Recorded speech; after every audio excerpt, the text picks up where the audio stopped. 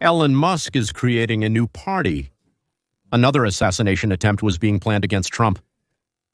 Well, today is Independence Day. It's already evening, and for many people, it's already...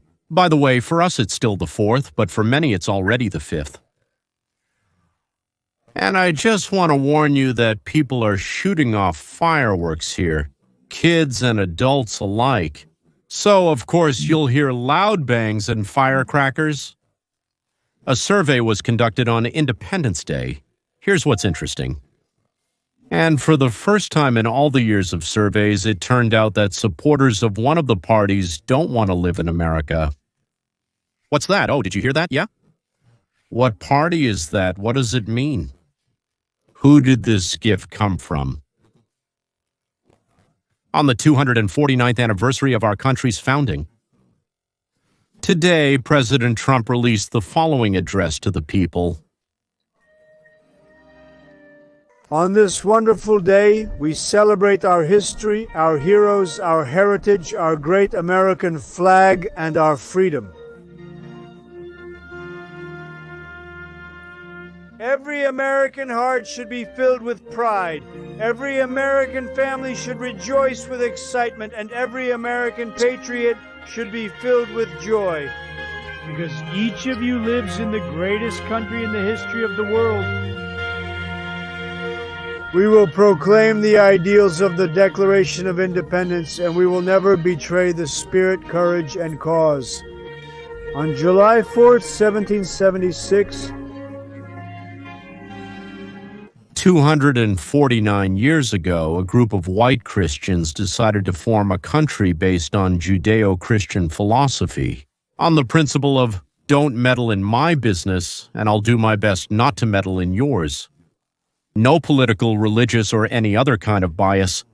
Everyone is equal before God, before God. A society is formed where the role of the government is to protect the people and their rights. We do not want a centralized, central, tyrannical, dictatorial power. If the authorities try to interfere in the affairs of the citizens, we will replace them with others, or even change the way society is governed altogether. These are the principles on which this republic was founded. A year ago, on July 4th, we had a centralized government for 24 years. On July 4th, for 24 years, we had a centralized government that usurped power from the president. I hope everyone knows that he did not govern and cannot govern. All the ministers and other elected people, because everything that some group that seized power wanted, they immediately brought into that room where there were several devices called the automatic pen. And there, a signature was put on anything at all, on anything at all, on an order, on a decree, on a decision, on an indulgence, on anything at all. The signature was put, taken out, registered, and boom, it went further. That is, it was a complete, so to speak, classic usurpation of power by those to whom we entrusted this power. I wouldn't have trusted them with this power either. But what can you do, so to speak? Either the majority of the people decided, or they rigged it to make it look like the majority of the people decided. What else was happening at that time? Parents were not allowed to influence their children, and people who protested against the authorities were sent to prison for years.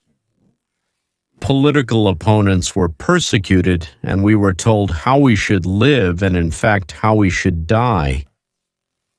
This is what our previous leader offered us on the 4th of July. I need you to get vaccinated when it's your turn and when you have the opportunity, and help your family, friends, and neighbors get vaccinated too, because that's what it's all about. If we all do this, if we do our part, if we do it together, by the 4th of July, there's a good chance that you, your families, and friends will be able to gather in your backyard or in your neighborhood, have a picnic or barbecue, and celebrate Independence Day. This doesn't mean large events with lots of people, but it does mean that small groups will be able to gather together. And what about here? That's what they were offering us. Stay at home, inject something into your body, something not very clear, just inject it. Nobody knows what it is, even for kids. And don't gather in large groups because we don't like that mistake when you gather in large groups. 249 years ago, we told the King of Britain, thank you, but now we're going to go on our own. The same happened in 1924 when we told those who tried to make us slaves and robots, now we will go where we want.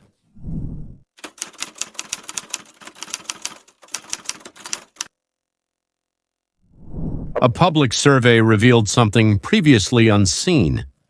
The Democratic Party, in its overwhelming majority, it turned out, does not love America, does not want to live here, and dreams of an ideological dictatorship. This is so un-American that, well, I can't even find a better word for it. It's just shocking. And today, on our Independence Day, I'm finding out whether Americans are proud to be Americans, and it turns out that among Democrats, the percentage of those who say they're proud to be American has dropped sharply. What are we talking about? Look here, the pride of Democrats in being American. Very or extremely proud in 2015. Look, 4 out of 5 Democrats were very or extremely proud to be Americans. This figure has dropped to 36% now. In 2025, which is the lowest rate this century, falling by more than half since 2015, since Donald Trump became president again this year. Only 36%, that's just over a third of the Democratic Party, are proud of America. Only 36% of the Democratic Party like America. And they believe that society, laws, relationships, and so on are right. A third. 2/3 of the party don't think so. By the way, what about the Republicans? How many are very happy and proud to live in the United States of America? The trend line is interesting because the Republicans don't have one. Actually, take a look here. Republicans' pride in being Americans, those who are very or extremely proud. In 2015, during Obama's second term, it was 90%. Now, in Trump's second term, it's almost the same at 92%. Do you understand that? It's interesting that for Republicans, pride and love for their country don't depend on who won the election. Republicans didn't like Obama, yes, not Obama himself, but his policies, so to speak. It's clear, like with tomatoes, you might say you love them but don't like eating them, or the opposite, you like eating them, but otherwise you don't. It's the same thing, so to speak, with Obama. Yes, but the country, the homeland, yes, the fatherland, the homeland, yes. They adore it both under Obama and under Trump. 90 to 92% are very proud of their country, and among Democrats, it's 80%. When our guy wins, but when a Republican wins, it's 36%. When our guys lose, we start to hate this country. Democrats go out to protest at Trump's building in New York. And on cue, 60 not-so-young women turn their backs to the building where Trump lives, bend over and pull down their underwear. Or they put on pink hats shaped like female genitalia and walk through the city streets. Or today, a whole group dressed in black, they dressed up and held a wake for America.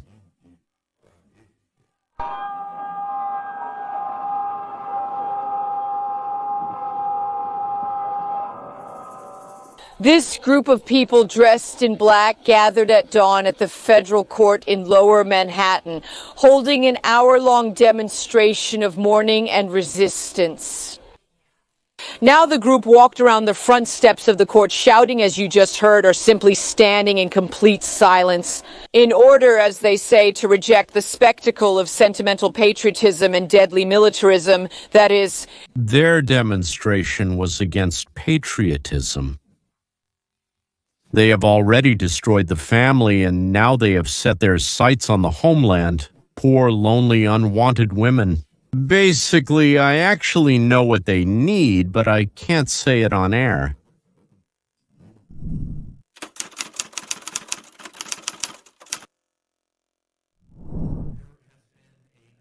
Another attempt on President Trump's life. It was avoided thanks to a female informant. It's not as serious as the others, but it's still something the FBI took seriously, and it turned out to be absolutely true. The FBI arrested two men from Florida, Isaiah Olsby and James Thomas Goolsby, for allegedly conspiring to blow up the White House and commit mass murder. You know, the first impression is that they're completely crazy, but there are two of them, not just one person who lost his mind. And B, where do they come from? Who is egging them on, influencing them?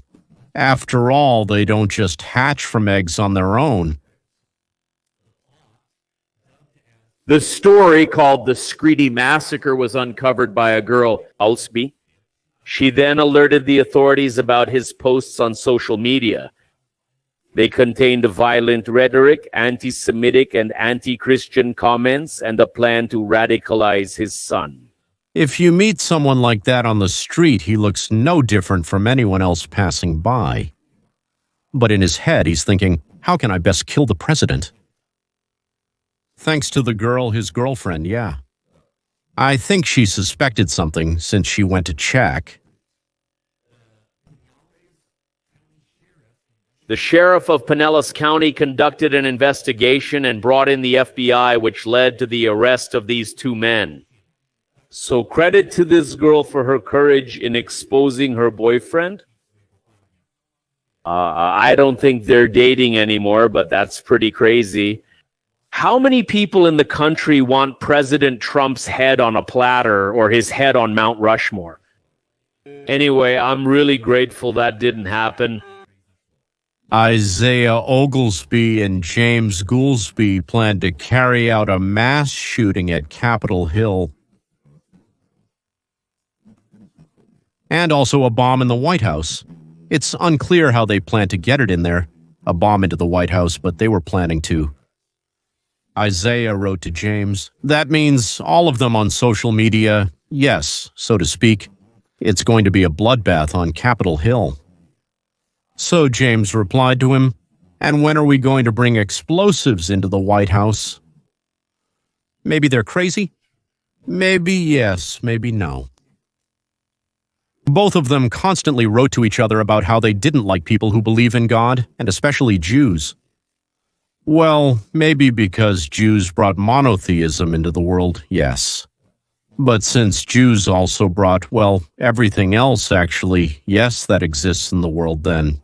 The hatred could have been based not only on monotheism, it could have been based on a dislike of reading. Who invented the letters? Or to cancer medicine? Or to the smartphone, which were also brought into the world by Jews?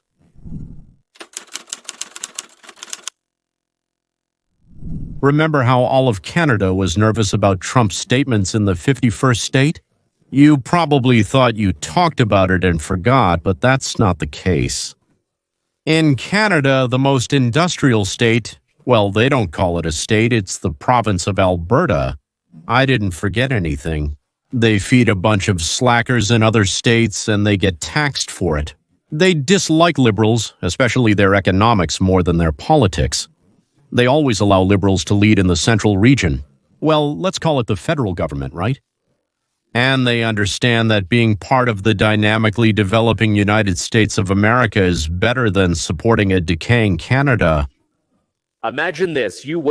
Imagine you wake up, pick up your phone, and the headline says, Alberta leaves Canada, applies to join the United States as the 51st state. Well, yeah, of course. Sounds like the plot of a wild political thriller, doesn't it? Well, hold on to your hats, because this isn't fiction. It's not a Hollywood script. This is reality. Friends, in 2026, there will be the Albert referendum. Canada's economic power could really leave the country it has been a part of for over 100 years. And before you start thinking, yeah, right, hear me out. What if I told you that this isn't just a fringe idea or a radical theory? It's becoming quite real. So let's sit down, have some coffee, and talk about it. This isn't a crazy idea. As it turns out, Alberta wants to be embraced by the United States.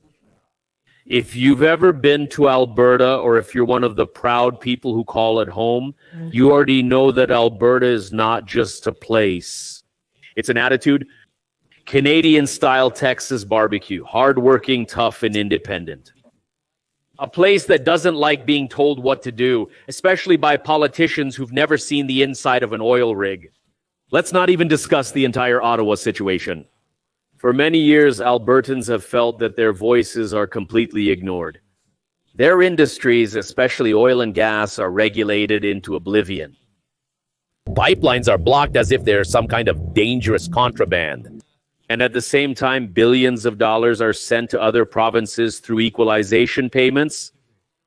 You work day and night, earning billions, and some guy sitting 3,000 kilometers away decides where your hard-earned money will go. Yes, it leaves a mark. That disappointment, that feeling of not being heard hasn't gone away. It caused a political storm. You may have heard the term Wexit, Western exit. It all started small with a few whispers. But now it's a full-scale political movement, and these aren't conspiracy theorists or radicals in tinfoil hats. These are ordinary people, professionals, local politicians, even farmers who believe that Alberta deserves more autonomy. Some even want full independence. And now this movement is becoming something very real. This is what the power of the Word means. In the beginning was the Word, as it is written in that very document that our two failed assassins dislike so much. Trump said that Canada would be better off together with the United States. Canadians in provinces where they receive more than they give, that is, they receive more than they give. We have plenty of those. They were outraged, like, how come? And to spite the United States, they elected a liberal as their leader. Again, and again, it's the same thing. But then those who feed Canada said stop. So it's the same situation again. Those who provide the money, they say, wait a second, why are you deciding for us? Stop living at our expense. Stop taking money from us and at the same time telling us how backward and undeveloped we are. Simultaneously, we are labeled as racists, chauvinists, anti-humanists, and many other terms I can't recall. And in the year 2026, Alberta Feek, perhaps along with her, another small province is deciding whether to separate from Canada or not. And then, if they decide to separate, they will negotiate with the United States about how they will join the United States of America. And there you have it, the 51st state.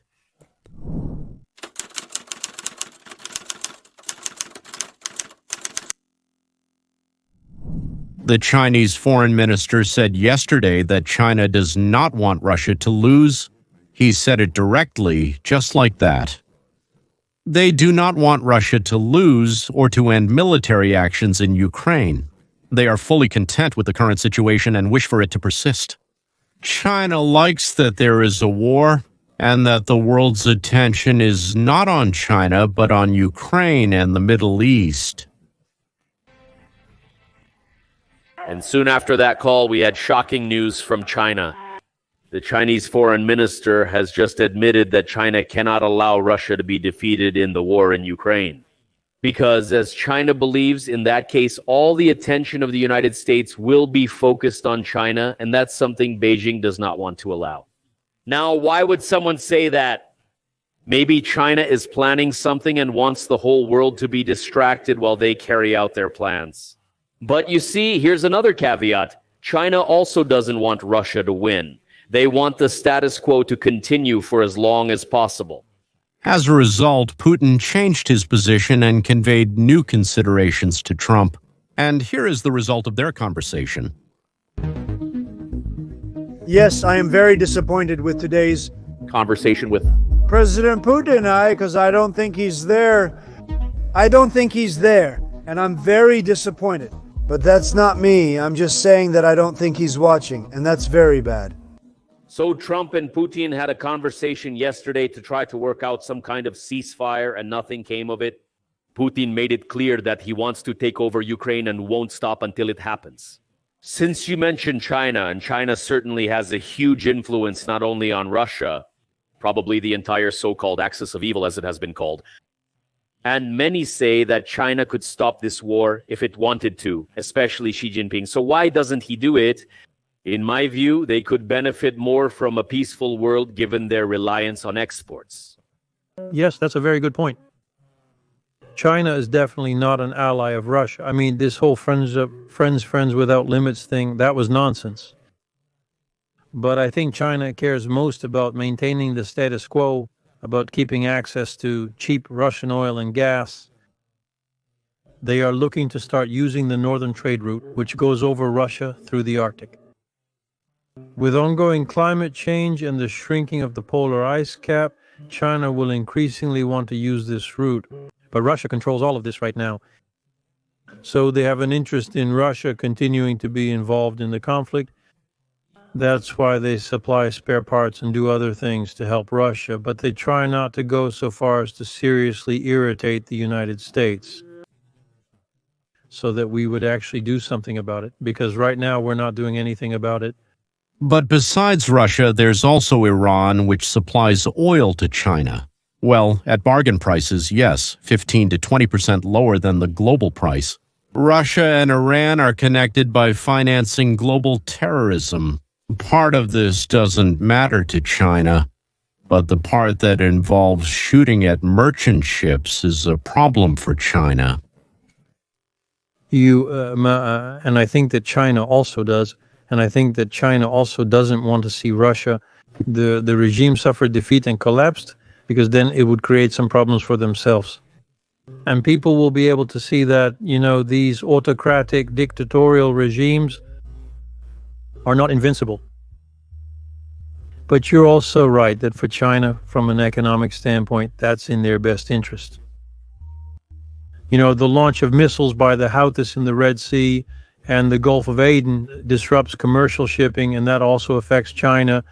It's interesting how the different interests of the same player are intertwined. In some cases, Iran is useful to China, especially if others are having energy problems.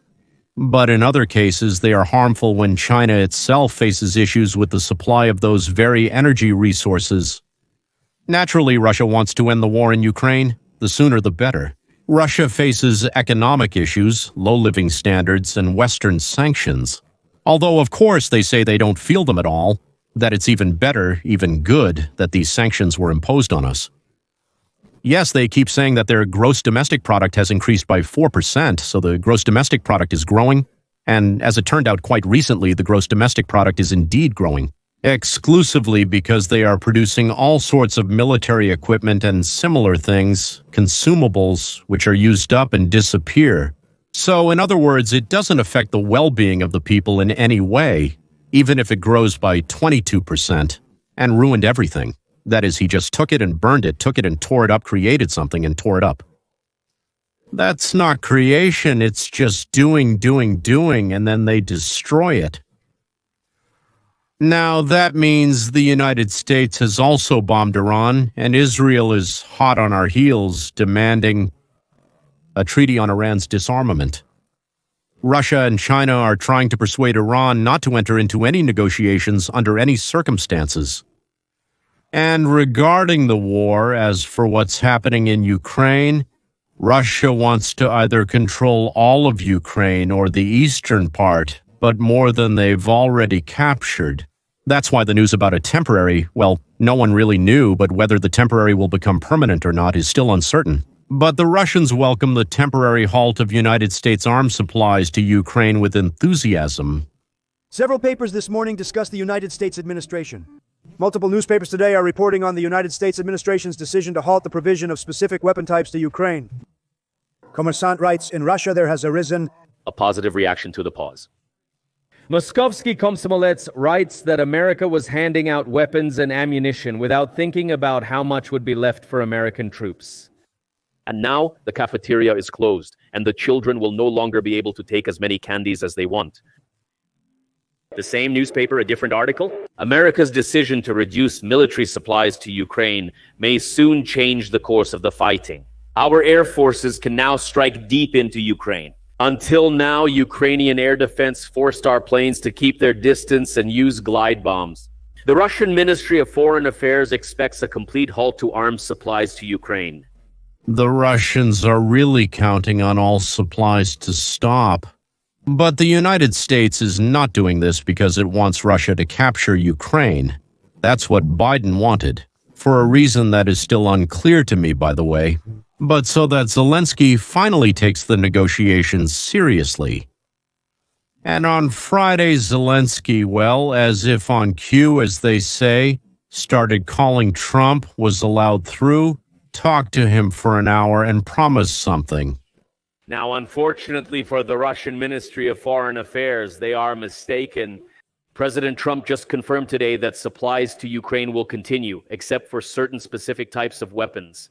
What are these weapons? Here is the list. Ammunition sent to Ukraine has been suddenly halted by the United States. 250 high-mobility artillery rocket system rockets, 30 Patriot missiles for air defense, and about 8,500 155mm artillery shells. 92 air-to-air missiles, 140 Hellfire air-to-ground missiles, 25 Stinger missiles, and 125 anti-tank weapons. Now, the most significant among them will definitely be the surface-to-air missiles, especially the Patriot missiles, because nothing else can replace them. Europe doesn't have the infrastructure to replace them. Maybe they can buy or give away their existing stock, but they can't produce them. But besides that, Russia has recently intensified its air attacks on Ukrainian cities and civilians. Here we have a few charts to show how much the situation has worsened compared to a few months ago. Now, here is a chart showing Russian drones launched against Ukraine since 2024 or the middle of 2024. And every month we see that the number is only increasing with a few exceptions. These are long-range drones that fly into Ukrainian cities, such as Kyiv, and attack civilians. These are not first-person view drones that are used on the front line. That is, even long-range drones have increased. Last month, in June, there was the highest number. Actually, if we dig a little deeper, we can see that the 5 largest attacks, and maybe that's not the right word, not the 5 best. The 5 largest attacks from Russia happened only in June. These are the 5 largest attacks in terms of drones launched. Since the war began, last month was the worst for Ukrainian civilians. That's exactly why Ukraine needs help from the United States and American assistance to protect Ukrainian civilians from barbaric Russian attacks. Now, here's what President Trump said when he was asked about the pause in arms supplies. Let's listen. Why pause arms supplies? We didn't give, we are giving weapons, but we've already given so much. But we are giving weapons and working with them, trying to help them, but we didn't give. You know, Biden has depleted our whole country by giving him weapons, and we have to make sure we have enough for ourselves. I think the discovery that we ourselves don't have enough weapons was orchestrated. Why? To push Ukraine to negotiations. Ukraine immediately found out that Europe wouldn't give anything either and rushed straight to Europe. They say they don't have it themselves. It's unclear if they don't want to or can't provide it. Go check to find out. But Putin, under pressure from China, is only intensifying the shelling, and Trump will have to decide how to act in light of Russia's departure from previous positions. Verbal ones, of course, but agreements nonetheless. Because there were agreements, there were, so to speak, like, yes, we're doing this, but as soon as something happens, we'll do that, and so on. And here, boom. And the first time Trump told me he really didn't like our conversation with Putin, Zelensky, by the way, published the results of his conversation with Trump. This message was released by President Zelensky's office. A very important and constructive conversation with President Trump of the United States. I congratulated President Trump and the entire American people on Independence Day. We in Ukraine are grateful for all the support that allows us to save lives and defend our independence. Together with America, we have achieved a lot, and we support all efforts aimed at ending the killings and restoring a just and lasting peace. A just peace agreement is needed, and Ukraine supports the American proposal. It's a bit different from what Zelensky said at the White House during, well, I'll put it this way, a strange meeting with Trump. Today we discuss the current situation. Russian airstrikes broadly, and the situation at the front. President Trump is well informed. I appreciate his attention to Ukraine. We talked about the potential of air defense and agreed to work together to improve the protection of our skies, as well as to hold an appropriate meeting with our teams. We also discussed in detail the capabilities of the defense industry and the potential for joint production. Ukraine is ready for direct projects with America and considers them extremely important for security, especially in the field of drones and related technologies. We noticed the phrase about joint development and production of weapons. This was said for Vladimir Vladimirovich Putin. We don't know what Trump is planning or will plan to do regarding this matter related to Russia. He said he could solve the problem in 24 hours, then he said in 2 weeks. Nearly 6 months have passed, and the World Health Organization remains in the same position. And if earlier both sides didn't want to end the war, now it seems to be the resistance of Ukrainian oligarchs and thieves in Zelensky's government. Well, at least if it hasn't been overcome, then let's say it's been somewhat suppressed. K. Trump needs to influence Russia, Putin, and so on. The China-Russia-Iran alliance hasn't fallen apart, and that makes influencing Russia more difficult. But we believe in our president, ladies and gentlemen.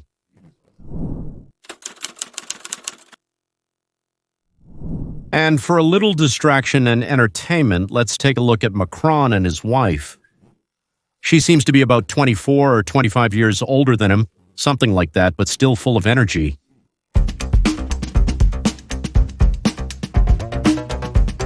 As if he didn't have enough problems with voters, with ministers, with NATO, he also has to get slapped in the face.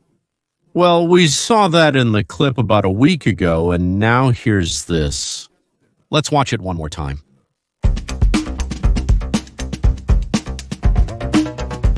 That's all, ladies and gentlemen. Yesterday was a wonderful day, America's Independence Day.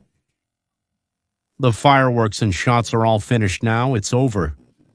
The last part of our conversation has already taken place in silence. Liberation Day is a good, beautiful holiday. Liberation from tyranny and liberation from everything that prevents a person from living and developing. Because a person should try, make mistakes, take responsibility for their mistakes, correct them, and help each other. This is what is called a republic, ladies and gentlemen, and this is what we are celebrating. We are celebrating liberation from tyranny, which paved the way for the Republic of the United States of America. See you. Goodbye.